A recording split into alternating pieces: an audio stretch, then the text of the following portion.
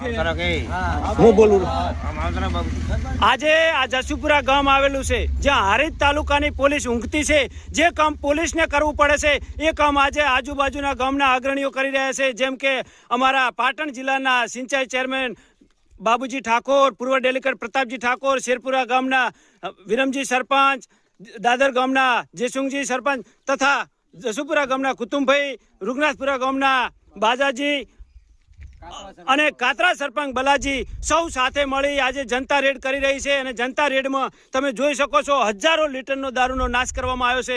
અને ભાઈએ પણ બાંય ધરી આપી છે કે હવે પછી સમાજ સાથે શું આ દૂષણ કાયમને માટે હું નાબૂદ કરું છું। ત્યારે સમાજના અગ્રણીઓ સૌએ એને વધાવી લીધો છે। અને આ જોઈ શકો છો જે કામ પોલીસને કરવું પડે છે જનતા પોતાનો સમય, અગ્રણીઓ પોતાનો સમય આપીને કામ કરી રહ્યા છે। એટલે ખરેખર એક પોલીસજનક માટે શરમજનક બાબત કહેવાય। આપ જોઈ શકો છો। જય ઠાકોર સમાજ, અલ્પેશ એન ઠાકોરનો રિપોર્ટ। જય ઠાકોર સમાજ।